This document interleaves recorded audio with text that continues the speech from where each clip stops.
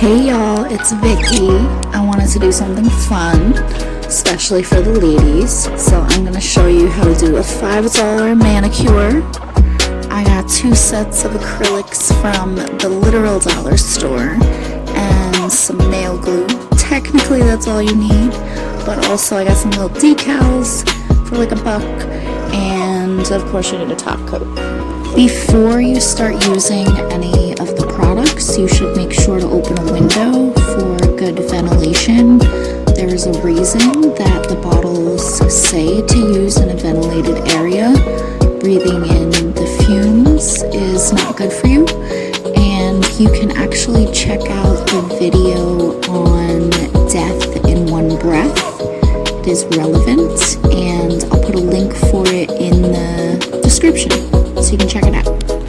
Very important to take off any jewelry because you're going to be dealing with, glue or polish, and you don't want to get that on your diamonds.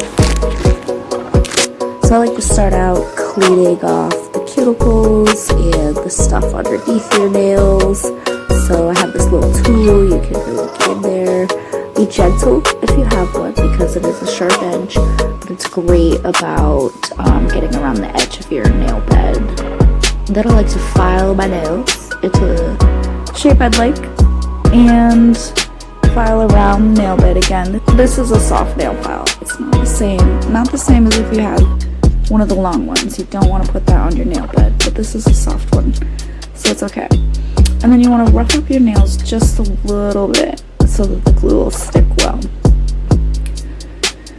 And then you want to wash your hands really good, especially if you're going to be putting on fake nails because you can get bacteria trapped in there, and you want to be careful with that. So then you find whatever nails fit, you find your match. I like to line them up in order so I don't get confused. And then I use a lot of glue, probably more than you're supposed to, but you just glue them on one by one. Start with your pinkies and start with your non-dominant hand. So if you're a righty, start with the left. If you're a lefty, start with the right. And you want to do your pointer fingers and your thumbs last. It'll be helpful. And then you push them on real good and make sure they dry. You can see that I messed one up. So I'm going to show you how long it takes to take a nail off with acetone. Great nail polish remover. If you're using non-acetone, it's going to take forever. So, take off the old one. Soak it. Put some cotton swab on it. Scrape off that excess. And then put on a new nail. Alright, so now everything's on. Clean up the mess, all the extra glue, and then we're going to wash our hands again, and then we're going to get to the fun part. We're going to do the nail art. You need a little tray, so I just use the nail tray, put a dab of clear polish in there, and then you need some kind of poker. So if you have a nail stick or even a toothpick will work.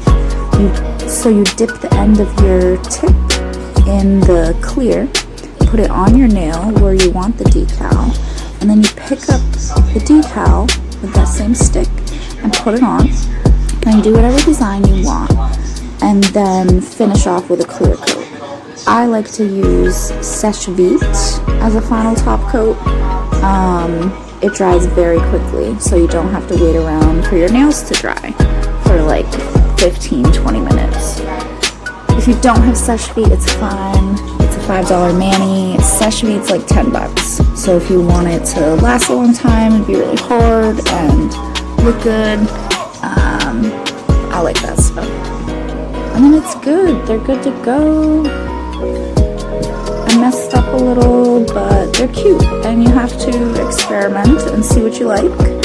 And, I only spent $5. So even though I don't love the decal hearts, they kind of look like polka dots. Now I know. If I want a polka dot mani, I can use the hearts. And I like it. They're cute. Makes me feel good.